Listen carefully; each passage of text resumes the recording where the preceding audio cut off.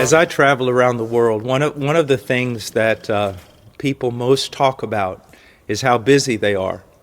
It's as though we don't have 24 hours anymore in the day. Everyone is busy. Everyone is tired at the end of the day. We're all like a bunch of hamsters running in a wheel. Seem to not be getting anywhere, but we're all out of breath. This has a tremendous and terrible impact on our Christian life. There was a secular psychiatrist, I forget his name, and I don't often quote secular psychiatrists, but he said something like this. There is a saying in English that hurry is of the devil. And he said, no, that's not true. Hurry is the devil. And what he was trying to say was simply that it's one of the things that is most doing damage to the individual, our society, our culture. And I would submit to you it's doing a great deal of damage to the church. There are so many things calling for our attention. And now that we have this explosion of the internet with Twitter and Facebook and websites and such an overload of information, we have less time than ever.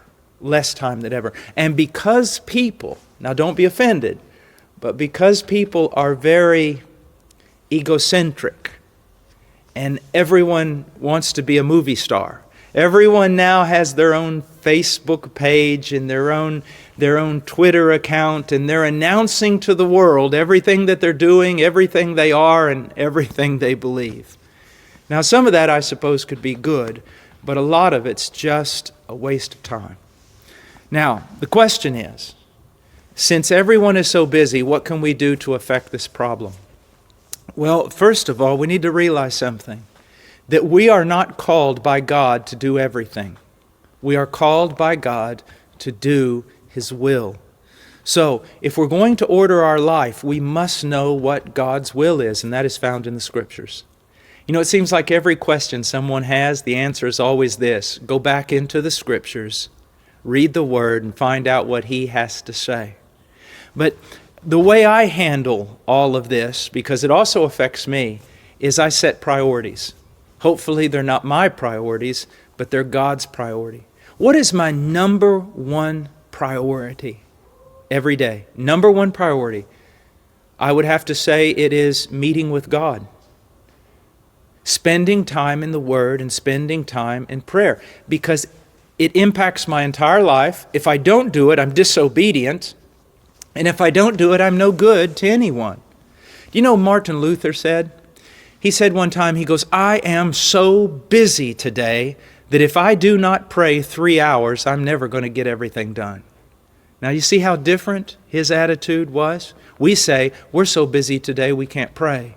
He said he was so busy he had to pray so that God would give him help and order his day and help him to get everything done. So the first thing is meeting with God in His Word and in prayer. The next thing that is important, that is a priority, are the relationships that God has given me. My highest relationship on this planet is with a woman, my wife. I must make sure that I'm fulfilling my duties, relational duties, friendship, communication with my wife. After that, my greatest and most important task as a father, and especially since we homeschool, is to pour my life into my children. Now, obviously, I also have to work. I work in a mission. I have a job that requires at a minimum 8 hours a day, and usually it's sometimes twice that. And so when I go to work, I work hard. I don't play around. I don't get in a lot of conversations. I work. Why? In order to get my job done so I can get back to other priorities, which are always relational.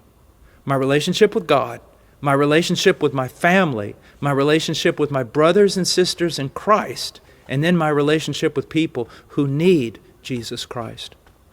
I think it will really help most people if they would put meeting with God first and then put their relationships, the relationships that God has given them, following that. Then, of course, their work that they must do in order to sustain themselves and their family, And if there's no time left, then instead of cutting out time with God, cut out your Facebook, cut out your Twitter account, cut out being on the web all the time, or on the telephone all the time, or texting all the time. Those things simply are not necessary. They simply are not.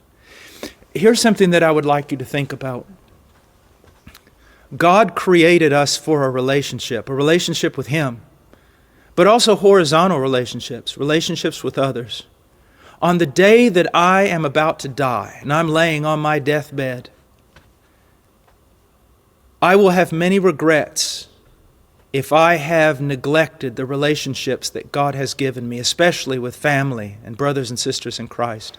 I don't think I'm going to be very, very sad if I was not able to do Twitter or was not able to maintain a Facebook page.